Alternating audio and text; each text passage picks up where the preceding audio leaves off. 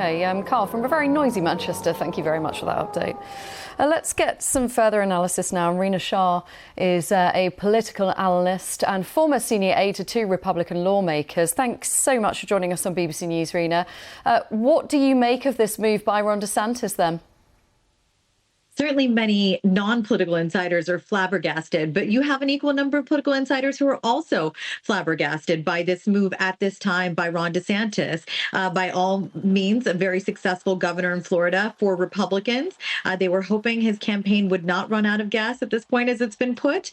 But a few things can be true right now. Number one, he may have seen the endorsement of Senator Tim Scott, who also used to be in this GOP primary, and starts to see the establishment Republican types from Washington, D.C. endorse Trump. That could have had something to do with it. Number two, he also might be thinking that at this point we should coalesce around Trump. That means all Republicans, and that maybe he has a particularly good shot if he does so now as well to be in Trump's cabinet or to be his VP pick. Also, thirdly, which can again concurrently be true, is that his campaign could have run out of money or be fast running out of money. There were record ad spends in Iowa by his campaign, and also his super PAC laid off a number of its staff just the day after Iowa. So a lot of things at play here into what could have been a very surprising decision.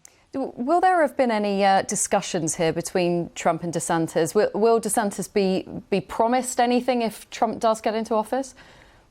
There's a general sense that a lot of love was lost. Let's not forget Ron DeSantis participated in 5 debates up till this month that Donald Trump was not present at. And it seemed like the race at some point was really between Haley and DeSantis, since Trump would not enter the room. Now, look, Haley and DeSantis both finished within a few thousand votes of each other in Iowa. And I submit to the audience that this was not that surprising. In fact, what I found surprising is that Trump didn't fare better in Iowa. No doubt he got 98 out of 99 counties, but this was a very depressed turnout in Iowa. This was the lowest turnout in the past decade of voters, and you were already looking at a very evangelical set, far right set of voters over there. It is true, though, that Ron DeSantis had gone all in on Iowa, and a strong finish there could have led to this decision. But at the end of the day, there's a lot of things at play. One thing is true.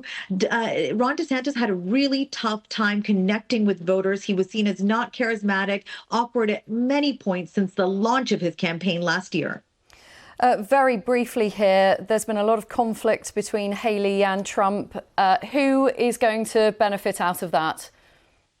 It's hard to tell. Trump is a man who makes decisions, as we all know by now, really based on how he feels that day. And it's been said there are sources close to him who are saying that he is very close to making a VP pick. I myself don't think that Ron DeSantis is a strong contender to be a VP of his. I think he should take into account age, gender, as well as race and ethnicity. And if you're looking at those things on the female side, you've got Congresswoman Elise Stefanik or Carrie Lake of Arizona. Those are two women that I think he's strongly considering, as well as on the male side. You're looking at Vivek Ramaswamy, who just dropped out, but was very complimentary of Trump all the while, and as well as Tim Scott, who, again, a sitting senator, the lone Black Republican senator who just gave Trump his endorsement over the weekend. So anything could happen here, but I certainly don't think DeSantis has a very strong shot to be Trump's VP. I think it's weak.